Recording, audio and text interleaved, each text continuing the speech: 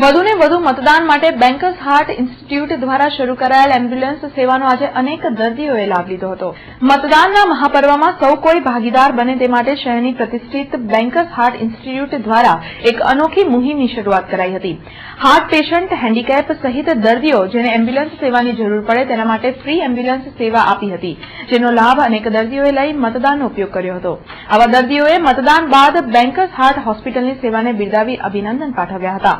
ખાસ ઇન્સ્ટિટ્યૂટ દ્વારા જાહેરાત આપવામાં આવેલી તે મેં વાંચી અને એના અનુસાર અમારા જે અપંગ જે દર્દીઓ હોય અથવા તો હાર્ટ માટેના જે લોકોને તકલીફ પડતી હોય એ બધા લોકોને માટે એ લોકોએ સુવિધા પ્રાપ્ત કરાવી છે તે અમને ખૂબ જ ગમી છે.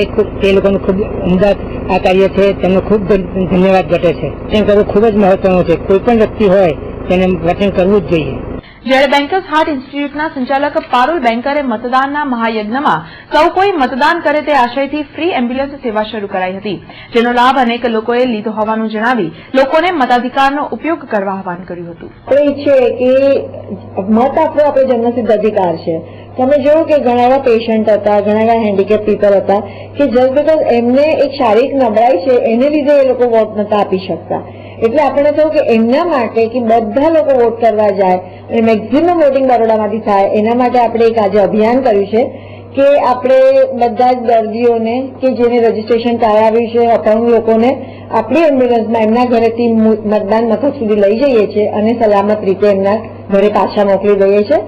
અને અમને જણાવતા આનંદ થાય છે કે બહુ જ બધા લોકો અમારી આ સેવાથી બહુ જ રાજી છે અને અમારા માટે પણ આ એક ગૌરવની વાત છે કે અમે પણ લોકશાહીમાં અમારા રીતે અમારો ફાળો આપી રહ્યા છીએ. એટલું જ નહીં, અમે એક સ્પેશિયલ જાહેરાત કરી છે કે ઇલેક્શનમાં જે વોટ આપશે અને જે બેન્કર્સ હાથમાં આવશે તો એક અઠવાડિયા સુધી અમે બધી અમારી ઓપીડી સર્વિસમાં એમને 50% રાહત દરે આપવાના છે, કારણ કે we want to encourage voting in Baroda. મતદાન સમયે અનેક આશ્ચર્યજનક ઘટના પણ જોવા મળી હતી. નરેન્દ્ર મોદીને પ્રધાનમંત્રી બનાવવા કાંગલજામાં રહેતા એક સામાન્ય મતદાર અલ્પેશ શાહે માનતા રાખી છે. નરેન્દ્ર મોદી જ્યાં સુધી પ્રધાનમંત્રી ન બને ત્યાં સુધી ઉઘાડા પગે રહેવાની બાધા સાથે આજે અલ્પેશ શાહે પત્ની સાથે ગોત્રીમાં પોતાનું મતદાન કર્યું હતું અને મોદી પ્રધાનમંત્રી જરૂર બનશે તેવો વિશ્વાસ વ્યક્ત કર્યો હતો. જ્યારથી નરેન્દ્ર મોદી પીએમના ઉમેદવાર જાહેર થયા ત્યારથી મેં એક નિયમ રાખ્યો છે કે ભાઈ અમારા ઉજ્જવળ ભવિષ્ય માટે, અમારા આવનારા સંતાનો માટે, અમારા સંતાનોનું ભવિષ્ય ઉજળું થાય એના માટે મેં એક ટેક લીધી છે કે નરેન્દ્ર મોદીને ભગવાન ગમે તેમ કરીને પીએમ બનાવે અને દરેક દેશ આજે એમને લાઇક કરી રહ્યો છે કે નરેન્દ્ર મોદી જેવો કોઈ નેતા નથી. કોંગ્રેસ મોટી મોટી વાતો કરે છે કે ભાઈ મોદીએ શું કર્યું, તો કોંગ્રેસને એ નથી દેખાતું કે મોદીએ શું નથી કર્યું. ગુજરાતમાં આજે હું 10 વર્ષ પહેલાની વાત કરું તો હું કમાવા માટે અમદાવાદ, સુરત આ બધે જતો હતો. આજે એને એવી ફેસિલિટી આપી છે કે હું સાંજ પડે તો મારા પરિવારને મળી શકું, ઘરે રહીને કમાઈ શકું.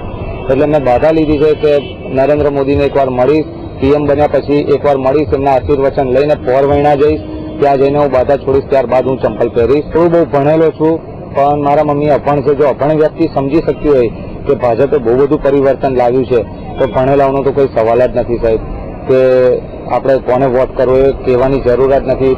અને હું તો હરેક વડોદરાવાસીને અપીલ કરું છું કે તમારો વોટ વ્યર્થ ના જવા દો, તમે વોટ જરૂર આપો.